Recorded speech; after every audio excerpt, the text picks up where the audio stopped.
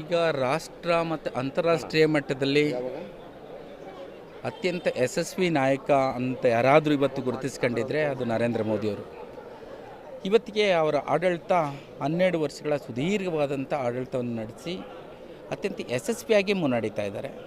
ಅಂಥ ನಾಯಕನಿಗೆ ಮುಂದೆ ಆಯುಸ್ಸು ಆರೋಗ್ಯ ಎಲ್ಲವೂ ಕೂಡ ಕೊಡಲಿ ಅನ್ನುವಂಥ ದೃಷ್ಟಿಯಿಂದ ಮಹಾಲಕ್ಷ್ಮಿ ಲೇಔಟ್ ವಿಧಾನಸಭಾ ಕ್ಷೇತ್ರದಲ್ಲಿ ನಮ್ಮ ನಾಯಕರು ಕ್ಷೇತ್ರದ ಶಾಸಕರಂಥ ಗೋಪಾಲಣ್ಣನವರ ನೇತೃತ್ವದಲ್ಲಿ ಈ ಒಂದು ಕಾರ್ಯಕ್ರಮನ ಆಯೋಜನೆ ಮಾಡಿದ್ದು ಮಹಾಲಕ್ಷ್ಮಿ ಲೇಔಟ್ ಮಂಡಲದಿಂದ. ಕಾರ್ಯಕ್ರಮ ಕೂಡ ನಮ್ಮೆಲ್ಲ ಮುಖಂಡರುಗಳು ಕೂಡ ಆಗಮಿಸಿದ್ದಾರೆ. ಈ ಕಾರ್ಯಕ್ರಮ ಅತ್ಯಂತ ಯಶಸ್ವಿಯಾಗಿ ಆಗುತ್ತೆ. ಮತ್ತು ಈ ಒಂದು 12 ವರ್ಷ ತುಂಬಿದಂಥ ಈ ಸಂದರ್ಭದಲ್ಲಿ ಪಕ್ಷ ಒಂದಷ್ಟು ಸಮಾಜಮುಖಿ ಕಾರ್ಯಕ್ರಮಗಳನ್ನ ಘೋಷಣೆ ಮಾಡಿದೆ. ಒಂದು ಜೀವನ ಒಂದು ವೃಕ್ಷ ಅನ್ನುವಂಥ ಒಂದು ಅಭಿಯಾನ ಪ್ರಪ್ರಥಮವಾಗಿ ಒಂದು ಜೀವನ ಒಂದು ವೃಕ್ಷ ಅನ್ನುವಂಥ ಒಂದು ಕಲ್ಪನೆಯನ್ನು ಪಾರ್ಟಿ ಇವತ್ತು ನಮಗೆ ಕೊಟ್ಟಿದೆ. ಅದರ ಜೊತೆಗೆ ಪ್ರಗತಿ ಪಥದತ್ತ ಭಾರತ ಅನ್ನುವಂಥದ್ದು. ಈಗೆಲ್ಲ ಏನೇನು ಪ್ರಗತಿಯನ್ನು ಸಾಧಿಸಿದ್ದಾರೆ ಮತ್ತು ಗ್ರಾಮೀಣ ಭಾಗದಲ್ಲಿ ಏನೆಲ್ಲ ಸೌಲಭ್ಯಗಳನ್ನ ಕೊಟ್ಟಿದ್ದಾರೆ ಅನ್ನುವಂಥದ್ದು ಕೂಡ ಇಂಪಾರ್ಟೆಂಟ್.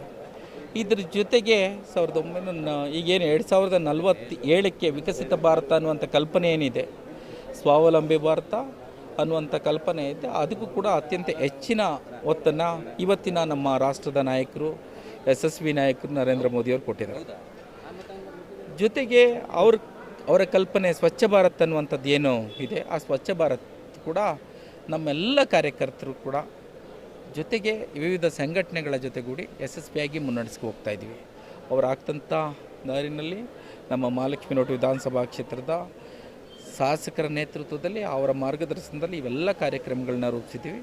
ಅತ್ಯಂತ ಯಶಸ್ವಿಯಾಗುತ್ತೆ. ಅವರು ಕೂಡ ಇವತ್ತು ಅವರ ನೇತೃತ್ವದಲ್ಲಿ ಮುಂದಿನ ದಿನಗಳು ಕೂಡ ನಮ್ಮ ಭಾರತೀಯ ಜನತಾ ಪಾರ್ಟಿ ಅಧಿಕಾರಕ್ಕೆ ಬರುತ್ತೆ, ಸಮಾಜಮುಖಿಯಾಗಿ ಕೆಲಸ ಕಾರ್ಯಗಳನ್ನ ಮಾಡುತ್ತೆ ಅನ್ನುವಂಥದ್ದು ನನ್ನ ಭಾವನೆ. ದೇಶದ ಇತಿಹಾಸದಲ್ಲೇ ಜವಾಹರ್ಲಾಲ್ ನೆಹರು ಬಿಟ್ಟರೆ ಸುದೀರ್ಘವಾಗಿ ಕಂಟಿನ್ಯೂಸ್ ಆಗಿ ಆಡಳಿತ ಮಾಡ್ಕೊಂಡು ಬಂದಂಥ ಯಶಸ್ವಿ ಸುದೀರ್ಘವಾಗಿ ನಡೆಸಿದಂಥ ಮೋದಿಯವರು ಏನಿದ್ದಾರೆ, ಯಾವುದೇ ಕರಪ್ಷನ್ ಮಾಡದೆ ಮಾಡ್ತಿರುವಂಥದ್ದು. ಮುಂದಿನ ದಿನಗಳಲ್ಲೂ ಕೂಡ ಮೋದಿಯ ನಾಯಕತ್ವವನ್ನು ವಿರೋಧ ಪಕ್ಷಗಳು ಕೂಡ ಎಕ್ಸ್ಪೆಕ್ಟ್ ಮಾಡ್ತಾ ಇರುವಂಥದ್ದು.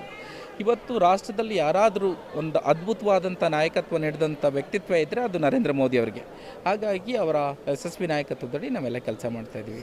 ಒಂದು ಕಡೆ ಬಿಜೆಪಿ ಕಾರ್ಯಕರ್ತರಿಗೆ ದೇಶಾದ್ಯಂತ ಸಂಭ್ರಮ, ಇನ್ನೊಂದು ಕಡೆ ವಿರೋಧ ಪಕ್ಷಗಳು ಹೇಳ್ತಾರೆ ಇವರು ನೇತೃತ್ವದಲ್ಲಿ ಬೆಲೆ ಏರಿಕೆ, ಗ್ಯಾಸ್ ಬೆಲೆ ಏರಿಕೆ ಸೇರಿದಂತೆ ಪ್ರತಿಯೊಂದು ಬರ್ಡನ್ ಆಗ್ತಾ ಇದೆ ಮಿಡಲ್ ಕ್ಲಾಸ್.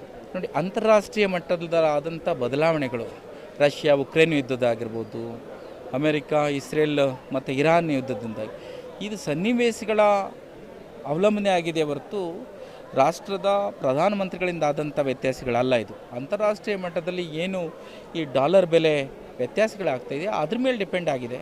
ಇದನ್ನೇ ನಾವು ಹೇಳ್ತಾ ಇರೋದು. ಹಿಂದೆ ನಮ್ಮ ಅವತ್ತಿನ ಪ್ರಧಾನಮಂತ್ರಿ ವಾಜಪೇಯಿ ಅವರು ಏನು ಹೇಳಿದರು, ನಮ್ಮ ಕಾರ್ಯಕರ್ತರು ನಾವು ಮಾಡಿದಂಥ ಕೆಲಸ ಕಾರ್ಯಗಳನ್ನ ಸಾಮಾನ್ಯರಿಗೆ, ಜನಸಾಮಾನ್ಯರಿಗೆ ತಲುಪಿಸುವಲ್ಲಿ ವಿಫಲರಾದವು ಅನ್ನುವಂಥದ್ದು.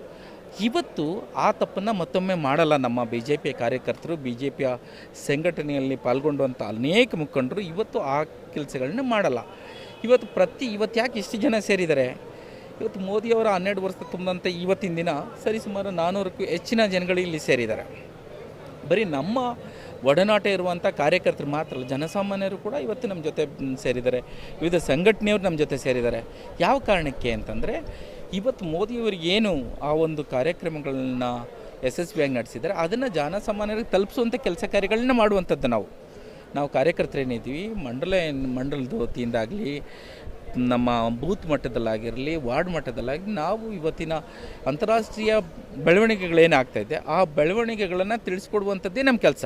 ಹಾಗಾಗಿ ಅಂತಾರಾಷ್ಟ್ರೀಯ ಮಟ್ಟದಲ್ಲಿ ವ್ಯತ್ಯಾಸಗಳಾಗಿರೋದನ್ನ ಬೆಲೆ ಏರಿಕೆ ಆಗಿದೆ ಹೊರತು ಇವತ್ತು ರಾಷ್ಟ್ರ ಮಟ್ಟದಲ್ಲಿ ಅತ್ಯಂತ ಯಶಸ್ವಿ ನಾಯಕತ್ವ ಕೊಟ್ಟಿರೋದು ನರೇಂದ್ರ ಮೋದಿಯವರು. ಹಾಗಾಗಿ ಇದರ ಎಲ್ಲ ವಿಚಾರಗಳು ಕೂಡ ಬದಿಗಿಟ್ಟು ಇವತ್ತು ರಾಷ್ಟ್ರಕ್ಕೆ ಯಾವುದೇ ಕಪ್ಪಿ ಚುಕ್ಕಿ ಬರದೆ ರೀತಿ ಅಂತಾರಾಷ್ಟ್ರೀಯ ಮಟ್ಟದಲ್ಲಿ ಒಬ್ಬ ಸಕ್ಸಸ್ಫುಲ್ ನಾಯಕ ಅಂತಂದರೆ ಅದು ನರೇಂದ್ರ ಮೋದಿಯವರು ಅನ್ನುವಂಥದ್ದು. ಇತ್ತೀಚಿನ ಬೆಳವಣಿಗೆ ಗಮನಿಸಿದರೆ ರಾಜ್ಯಸಭಾ ಎಲೆಕ್ಷನ್ ತಮ್ಮ NDA ಅಲಯನ್ಸ್ ಜೊತೆ ಕೈ ಜೋಡಿಸಿರುವ JDS ಪಕ್ಷದ ಏನು ವರಿಷ್ಠರಿದ್ದಾರೆ, ದೇವೇಗೌಡರಿಗೆ ಟಿಕೆಟ್ ಕೊಡಲಿಲ್ಲ, BJP ಅವಮಾನಿಸಿದೆ, ರಾಜ್ಯಕ್ಕೆ ಅವಮಾನ ಅಂತ ಕಾಂಗ್ರೆಸ್ಸಿನ ವರಿಷ್ಠರು ಹೇಳ್ತಾ ಇದ್ದಾರೆ.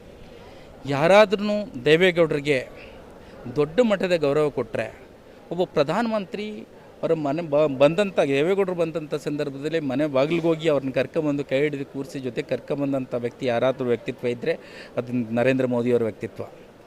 ಇವತ್ತು ಕರ್ನಾಟಕ ಬಂದಂಥ ಸಂದರ್ಭದಲ್ಲಿ ಅವರ ಸಭೆ ಸಮಾರಂಭಗಳಲ್ಲಿ ಅವರು ನೀವು ತಾವು ಗಮನಿಸಿರಬೇಕು ಅಂತ ಅನ್ಕೊಳ್ತೀನಿ.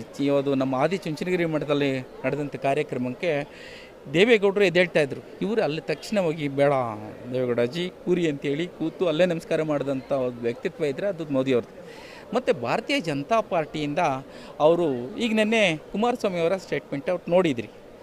ನಾವು ಅವ್ರನ್ನ ಕೇಳೇ ಇಲ್ಲ, ಬಿ ಜೆ ಪಿಯನ್ನು ಟಿಕೆಟ್ಗೆ ಕೇಳಿಲ್ಲ. ಅವ್ರು ಕೊಡುವಂಥದ್ದು ಪ್ರಶ್ನೆ ಎಲ್ಲಿ ಬರುತ್ತೆ? ಇವತ್ತು ನಮ್ಮದು 18 ವಿಧಾನಸಭಾ ಸದಸ್ಯರು ಇಟ್ಕೊಂಡು ನಾವು ರಾಜ್ಯಸಭೆಯನ್ನು ಕೇಳುವಂಥ ಪ್ರಶ್ನೆ ಉದ್ಭವಿಸೋದೇ ಇಲ್ಲ. ಹಾಗಾಗಿ ಬಿ ಜೆ ಪಿಯ ನೇತೃತ್ವದಲ್ಲಿ ಏನು ನಡೀತದೆ, ನಾವು ಸಮಾನ ಮನಸ್ಕರಿದ್ದೀವಿ, ND ಅಲಯನ್ಸ್ ಜೊತೆ ಇದ್ದೀವಿ. ಕಾಂಗ್ರೆಸ್ನವರ ವ್ಯವಸ್ಥಿತ ಪಿತೂರಿ ಇದು. ಅದನ್ನು JDSನ ಅಗ್ರಗಣ್ಯ ನಾಯಕರು ಇವತ್ತಿನ ಬೆಳವಣಿಗೆಗಳ ಬಗ್ಗೆ ಸ್ಪಷ್ಟವಾಗಿ ಕ್ಲಿಯರ್ ಮಾಡಿದ್ದಾರೆ. ಹಾಗಾಗಿ ಅಂಥ ಪರಿಸ್ಥಿತಿನೇ ಉದ್ಭವಿಸಿಲ್ಲ ಅನ್ನುವಂಥದ್ದು ಸಂದರ್ಭದಲ್ಲಿ ದೇವೇಗೌಡರು ಟಿಕೆಟ್ ಕೊಡುವಂತೆ ಬರೋದಿಲ್ಲ. ಅವ್ರು ಕೇಳೇ ಇಲ್ಲ ಅನ್ನುವಂಥದ್ದು ಇದ್ದರೆ ಬೇರೆ ಯಾಕೆ? ಅದು ಅಲ್ಲದೆ ನಾವು ಈ ಮಂಡಲದ ವತಿಯಿಂದ ಅಷ್ಟು ದೊಡ್ಡ ನಾಯಕರುಗಳ ಬಗ್ಗೆ ಮಾತಾಡುವಂಥ ಇದಿಲ್ಲ. ಅದನ್ನು ಆ ಮಟ್ಟದ ನಾಯಕರುಗಳು ಕೂಡ ಗುರುತಿಸಿ ಅದನ್ನು ಏನು ಮಾತಾಡಬೇಕು ಮಾತಾಡ್ತಾರೆ. ಸರ್, ತಾವು ಕೂಡ ನಿಕಟಪೂರ್ವ ಅಧ್ಯಕ್ಷರಾಗಿ ಸಂಘಟನೆ ಮೋದಿಯವರ ಆಶಯಗಳನ್ನು ಎತ್ತಿ ಹಿಡಿದಿದ್ದೀರಿ. ಇವತ್ತಿನ ಸಂಭ್ರಮಕ್ಕೆ ಹೇಗೆ ಸಾಕ್ಷ್ಯ? ನೋಡಿ, ಇವತ್ತು ನರೇಂದ್ರ ಮೋದಿ ಅನ್ನುವ ಒಂದು ಶಕ್ತಿ, ಅವರು ದೊಡ್ಡ ರಾಷ್ಟ್ರಭಕ್ತ, ಈ ರಾಷ್ಟ್ರದ ದೊಡ್ಡ ಸೇವಕ. ಅವರು 140 ಕೋಟಿ ಜನರನ್ನು ರಕ್ಷಣೆ ಮಾಡುವಂಥ ಶಕ್ತಿ ಹೊಂದಿದಂಥ ನಾಯಕ. ಇವತ್ತು ಗೊತ್ತು, ನರೇಂದ್ರ ಮೋದಿಜಿ ಅಂದರೆ ಇಡೀ ವಿಶ್ವ ಕಂಡಂಥ ವಿಶೇಷವಾದ ಅಪರೂಪದ ನಾಯಕ. ಅಂಥ ನಾಯಕ ನಮ್ಮ ಭಾರತ ದೇಶದ 140 ಕೋಟಿ ಜನರನ್ನು ರಕ್ಷಣೆ ಮಾಡುತ್ತಿರುವಂಥ ಸಂದರ್ಭದಲ್ಲಿ ನಾವುಗಳು ಇವತ್ತು ಭಾರತೀಯ ಜನತಾ ಪಾರ್ಟಿಯ ಸದಸ್ಯರಿರ್ಬೋದು ಅಥವಾ ಈ ದೇಶದ ಏನು ಭಕ್ತರಂತ ಇದ್ವಿ, ನಾವೆಲ್ಲ ಸೇರಿಬಿಟ್ಟು ಆ ಒಂದು ಶಕ್ತಿಗೆ, ಆ ವ್ಯಕ್ತಿಗೆ ನಾವೊಂದಿಷ್ಟು ದೇವರಲ್ಲಿ ಕೇಳ್ಕೊತೀವಿ. ಈ ವ್ಯಕ್ತಿ ಇದೇ ರೀತಿ ಮುಂದಿನ ದಿನಗಳಲ್ಲಿ ಮತ್ತಷ್ಟು ಈ ದೇಶಕ್ಕೆ ಸೇವೆ ಕೊಡಬೇಕು, ಆ ವ್ಯಕ್ತಿಯಿಂದ ನಮ್ಮ ಜನ ಒಂದು ಸುಖ ಶಾಂತಿಯಿಂದ ಬದುಕಬೇಕು ಈ ದೇಶದಲ್ಲಿ ಅಂತ. ಕಾರಣ ಏನಂತ ಹೇಳಿದ್ರೆ, ಇವತ್ತು ಅವರ 12 ವರ್ಷ ಆಡಳಿತ ಮುಗ್ದ ಒಂದು ಸಂದರ್ಭದಲ್ಲಿ ನೋಡಿ, ಇವತ್ತು ಭಾರತ ದೇಶದ ಭಾರತೀಯರಿಗೆ ಇರುವಂಥ ಗೌರವ ಈವರೆಗೆ ಇತಿಹಾಸದಲ್ಲಿ ಸಿಕ್ಕಿರಲಿಲ್ಲ, ಅದು ಸಿಗುವಂತೆ ಮಾಡಿದ್ದಾರೆ. ಇದು ನಾವು ಭಾಳ ಆಲೋಚನೆ ಮಾಡುವಂಥ ವಿಷಯ. ಇವತ್ತು ನಾವು ವಿದೇಶಗಳಿಗೆ ಹೋದರೆ ಅಥವಾ ವಿದೇಶದಿಂದ ಇಲ್ಲಿಗೆ ನಮ್ಮ ಭಾರತಕ್ಕೆ ಬರಬೇಕಾದ್ರೂ ಎಷ್ಟು ಖುಷಿಯಿಂದ ಬರ್ತಾರೆ, ನಾವು ಹೋಗಬೇಕಾದ್ರೆ ಎಷ್ಟು ಖುಷಿಯಿಂದ ಹೋಗ್ತೀವಿ. ಈ ರೀತಿಯ ಒಂದು ನಡೀತಾ ಇದೆ, ಕಾಲಘಟ್ಟದಲ್ಲಿ ನಡೀತಾ ಇದೆ. ಅದಕ್ಕೋಸ್ಕರ ನಾವು ಇವತ್ತು ತೀರ್ಮಾನ ತೊಗೊಂಡಿದ್ವಿ. ಅವರು ಭಾಳಷ್ಟು ಕೆಲಸ ಮಾಡಿದ್ರು. ಈ 12 ವರ್ಷದಲ್ಲಿ ಭಾರತ ದೇಶ ಎಲ್ಲಿದೆ ಅನ್ನೋದೇ ಭೂಪಟದಲ್ಲಿ ಗೊತ್ತಿಲ್ಲದಿದ್ದಂಥ ಸಂದರ್ಭ ಇತ್ತು. ಆದರೆ ಇವತ್ತು ಭಾರತ ಭಾಳ ಒಂದು ಎತ್ತರ ಪ್ರದೇಶದಲ್ಲಿ ಭೂಪಟದಲ್ಲಿದೆ. ಭಾರತ ಅಂದರೆ ಪ್ರತಿಯೊಬ್ಬರಿಗೂ ಅಭಿಮಾನ ಬರುವಂಥ ಒಂದು ಕಾಲಘಟ್ಟ ನಿರ್ಮಾಣ ಆದಿದ್ದರಿಂದ ಅವರು ತಂದಂಥ ಯೋಜನೆಗಳು ಭಾಳಷ್ಟು ಜನ ಮಾತಾಡ್ತಾರೆ. ವಿರೋಧ ಪಕ್ಷದವ್ರು ಮಾತಾಡಲೇಬೇಕು, ಅವರು ನಿಲ್ಲಬೇಕು ಅಥವಾ ಅವರೊಂದು ಈ ಒಂದು ಚಲಾವಣೆಯಲ್ಲಿ ಇರಬೇಕು ಅಂತ ಹೇಳಿದ್ರೆ ಅವರೆಲ್ಲ ರೀತಿ ಮಾತಾಡಲೇಬೇಕು. ನೀವು ಹೇಳ್ತಾ ಇದ್ರಲ್ಲ, ಇವತ್ತು ಒಂದಿಷ್ಟು ವಸ್ತುಗಳಿಗೆ ದುಬಾರಿ ಆಗಿದೆ ಅಂತ, ಅದು ಅವ್ರು ಹೇಳಲೇಬೇಕಲ್ಲ. ಹೇಳಲಿಲ್ಲ ಅಂದರೆ ಅವರಿಗೆ ಒಂದು ಒಳ್ಳೆ ರೀತಿಯ ವ್ಯವಸ್ಥೆಯಲ್ಲಿ ಇರಲಿಕ್ಕೆ ಸಾಧ್ಯ ಇಲ್ಲ. ಇವತ್ತು ಇವರು ಬಂದ ಮೇಲೆ ಜನರಿಗೆ ಏನು ಮಾಡಿಕೊಟ್ರು ಅಂತ ಅದೆಲ್ಲ ಸ್ಟಡಿ ಮಾಡಬೇಕಾಗ್ತದೆ. ಪ್ರತಿಯೊಬ್ಬನು 106 ಯೋಜನೆಗಳಿರ್ಬೋದು ಅಥವಾ ಪ್ರತಿಯೊಂದು ವಿಚಾರ ಒಂದೊಂದು ಹೇಳಲಿಕ್ಕೆ ಬರಲ್ಲ. ಈಗ ಪ್ರತಿಯೊಂದು ವಿಷಯದಲ್ಲೂ ಒಂದು ಕುಟುಂಬ ಹೇಗೆ ಬದುಕಬೇಕು ಅನ್ನೋದಕ್ಕೆ ಅನುಕೂಲ ಮಾಡಿಕೊಟ್ಟಿದ್ದಾರೆ. ಆ ರೀತಿ ಈಗ ನಮ್ಮ ನೆಚ್ಚಿನ ಶಾಸಕರು ಗೋಪಾಲಣ್ಣವ್ರು ಬರ್ತಾ ಇದ್ದಾರೆ. ಇವತ್ತು ನಮ್ಮ ವೀರಾಂಜನೇಯ ಸ್ವಾಮಿ ದೇವಸ್ಥಾನ, ಮಹಾಲಕ್ಷ್ಮಿ ಲೇಔಟ್ ವಿಶ್ವಪ್ರಸಿದ್ಧ ದೇವಸ್ಥಾನ, ಇಲ್ಲಿ ಅವರಿಗೆ ಅರ್ಚನೆ ಮಾಡೋದ್ರ ಮುಖಾಂತರ ನಮ್ಮ ಜನಪ್ರಿಯ ಶಾಸಕರು ಗೋಪಾಲಣ್ಣವ್ರ ನೇತೃತ್ವದಲ್ಲಿ, ನಮ್ಮ ಅಧ್ಯಕ್ಷರು ನಾಗೇಂದ್ರ ಅವ್ರ ನೇತೃತ್ವದಲ್ಲಿ ಸುಮಾರು ಒಂದು 500 ಜನ ಮುಖಂಡರುಗಳು ಇಲ್ಲಿದ್ದೀವಿ. ಇವತ್ತು ಆ ಸೇವೆಯ ಒಂದು ಆ ದೇವರಿಗೆ ಕೇಳ್ಕೊಬೇಕು ಅಂತ ನಮ್ಮ ಮೋದಿಜಿಯವ್ರ ಬಗ್ಗೆ ಅಷ್ಟೇ.